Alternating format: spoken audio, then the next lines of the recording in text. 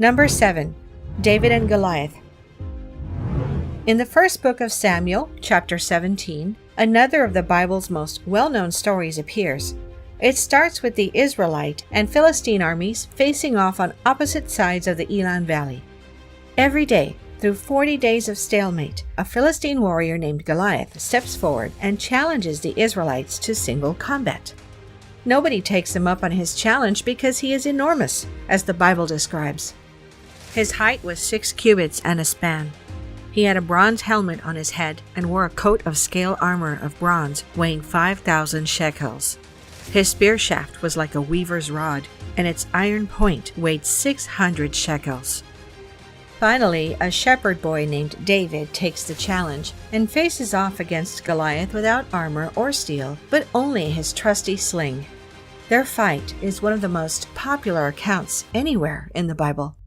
As Goliath moved closer to attack him, David ran quickly toward the battle line to meet him. Reaching into his bag and taking out a stone, he slung it and struck the Philistine on the forehead. The stone sank into his forehead, and he fell face down on the ground. David ran and stood over him. He took hold of Goliath's sword and drew it from the sheath. After he killed him, he cut off his head with a sword. The story of David and Goliath is not only the introduction of the future King David, who goes on to become one of the key figures in the Bible, but a classic tale of the underdog told to this day by the religious and secular alike. For many years, scholarly opinion asserted that's all that it was, an allegory meant to teach about overcoming the odds, about cleverness and belief conquering brute force, not a real account of an actual event. In recent times, however, evidence has begun to emerge which is changing this opinion. To begin, despite his importance in the biblical narrative, scholars long doubted that King David ever really existed.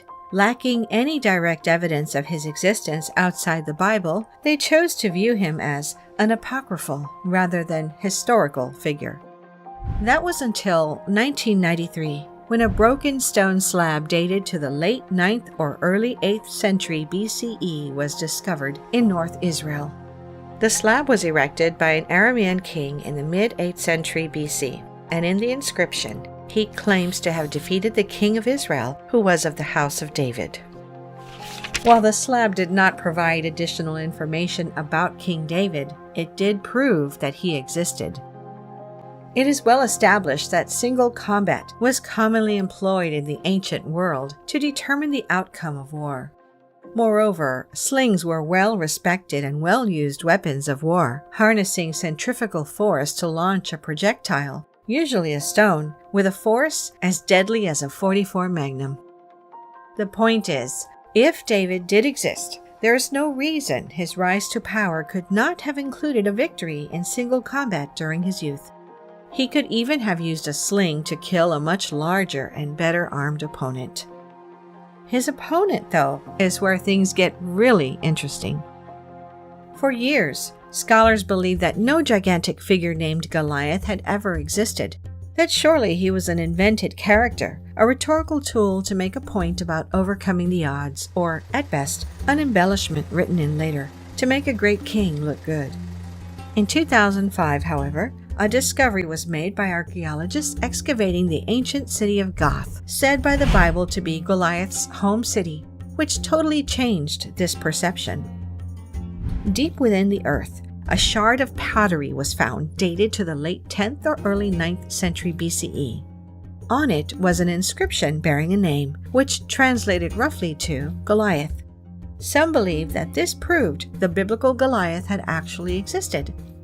But whether it did or didn't, at very least, it caused researchers to revisit an older study with fresh eyes and renewed interest. Back in the 1960s, a farmer plowing his fields in the area of ancient Gath accidentally uncovered a cache of ancient tools and weapons. During excavation around his find, archaeologists uncovered 4 enormous spearheads, which they surmised would have topped a weapon measuring probably more than the height of a man.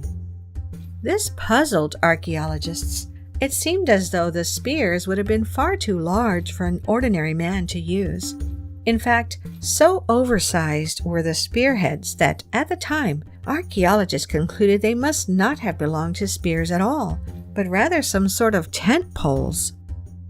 But when the name Goliath was uncovered in the same area 4 decades later, many began to wonder if perhaps they had been spearheads, ones not wielded by an ordinary-sized man, but by a giant. Remember how the Bible describes Goliath's weapons? His spear shaft was like a weaver's rod, and its iron point weighed 600 shekels. Does this not sound like giant spears, which archaeologists called tent poles? In 2015, things would only get more bizarre when researchers began to uncover supersized remains of enormous architecture and fortifications in Gath, dated to the time period which Goliath was said to have lived. Incredibly, buildings and fortifications from the time of Goliath were built with stones more than twice the size, and often 4 or 5 times of stones used in any other era at the site, and stood far larger than anything else seen in the region. Did the city of Gath build giant structures at the time of Goliath to accommodate a giant man? According to the Bible, Goliath's brother and sons were also giants. Perhaps the city of Gath, at that time, was filled with oversized people who built outsized structures. Either way, the more evidence that comes out, the more that scholars are beginning to think seriously about the historical reality of the story of David and Goliath.